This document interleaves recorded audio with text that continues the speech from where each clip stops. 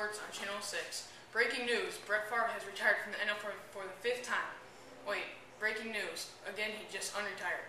Also results of the SEC Championship where Alabama beat up on the Florida Gators 32-13. Now here's Mike Schnackenberg with more details. Thank you, Ron. And now for Tim Tebow details. Tim Tebow was crying after he lost the game against Crimson Tide. Everybody thought that he was a hero for the Gators, but really all he was a crybaby. Not a Peter Griffin about the Hawks making it to the Orange Bowl. Thank you, Mike. And now how about them Hawkeyes? This is the Hawks' first BCS Bowl since 2002 when they went to the Rose Bowl. They will have a tough time stopping a high-powered Georgia Tech offense. Georgia Tech has a unique offense because they run the triple option. The Hawks will have a long period of time to prepare for this unique offense of Georgia Tech. Now here's Star Justice with details on Tiger Woods' update. This just in, Tiger Woods is just seen with another woman. We also saw him getting chased by his wife with a putter in hand. In other news, Gatorade has just dropped Tiger Woods as their sponsor. When we interviewed Tiger, he said, "I never heard of this other woman." Now over to Ron and Mike for some sports jokes. Okay, here it is. One day, the devil challenged the Lord to a baseball game. Smiling, the Lord proclaimed, "You don't have a chance. I have Babe Ruth, Mickey Mantle, and all the great players up here." "Yes," snickered the devil, "but I have all the umpires." Ha, that was hilarious. Why is it so hot at a Phillies game? Because there's not a fan in the place. Now here's another funny joke coming home from this little league game. Billy swung open the front door very excited. Unable to attend the game, his father immediately wanted to know what happened. "So how did you do, son?" he asked. "You'll never believe it," Billy said. "I was responsible for the winning run." "Really? How'd you do that?" "I dropped the ball." Now that we got that out of the way, we will go to some news. The troops in Iraq are accomplishing as much as they can. Also, there has been a lot of storms all over the U.S., from snow, fog, rain, and a mix of all four.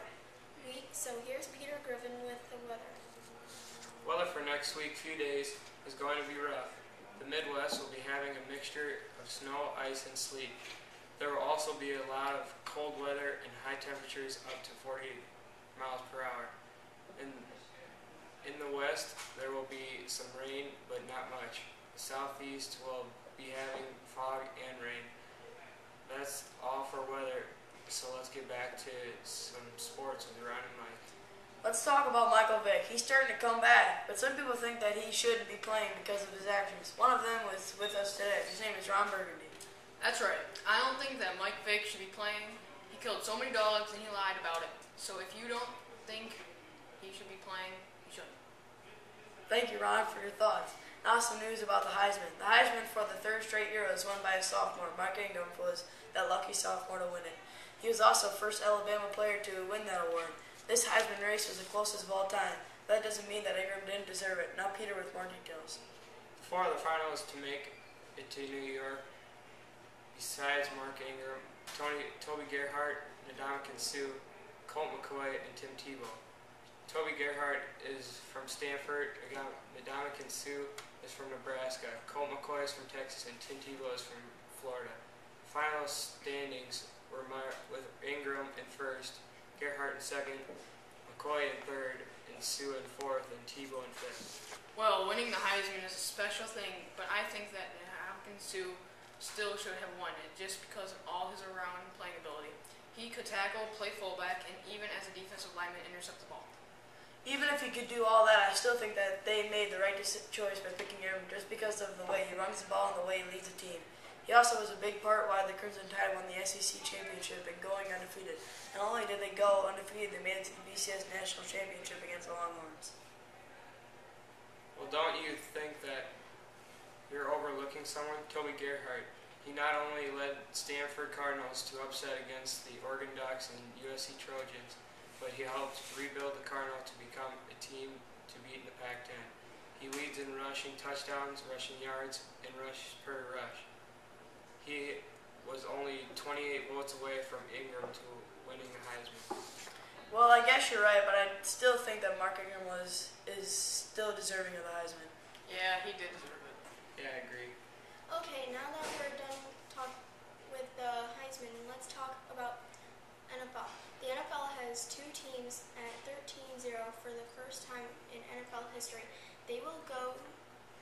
Teams already glitched our first round buys in their divisions. The Colts have glitched some field advantage throughout the playoffs, but a team that is right on the Saints' tail is the Minnesota Vikings, who are 11-2. Let's have Mike talk about that. The Vikings are in good shape so far this year with only 2 losses and a clinched playoff spot. They also have swept the Green Bay Packers and are looking to sweep the Chicago Bears. Both of those teams are in division rivals. The big reason for undefeated through the whole season, only God knows. These two teams are the Indianapolis Colts and the New Orleans Saints. The big part in these two teams' success is their passing game led by their 2 QBs, Peyton Manning for the Colts and Drew Brees for the Saints. Now let's have Ron talk about more of it. Thank you, Mike.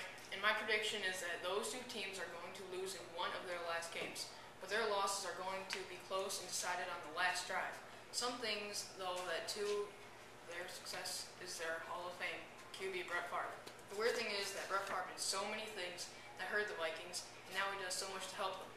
One thing I don't get is how Viking fans can like Favre because he hurt you for 15 years and he helped you for one. So you would think that they wouldn't like him, right? I'm finished with the Vikings. Here's Star with some more news. Now, after those facts on the NFL, we'll start talking about Iowa wrestling. Peter will start. Hello, this is Peter Griffin, here to tell you some things about Iowa wrestling. Not only is the University of Iowa good at wrestling, but the state in general is good at it. From little kids to middle school to high school to college, Iowa is the best at wrestling. But we are going to talk about the college wrestling level. Iowa is ranked first in the nation in wrestling, and Iowa State is ranked second. Each team has a good lineup all the way down from 125 to heavyweight. The duel when Iowa and Iowa State wrestled, Iowa won with a final score of 18-16. Iowa has arguably the best wrestling in the nation in Brett Metcalf. Iowa State has a wrestler just as good as Jake Varner. Brett Metcalf is Iowa's 149-pounder, and Jake Varner is Iowa State's 197-pounder. Okay, that's all for the show tonight. Tune in next time.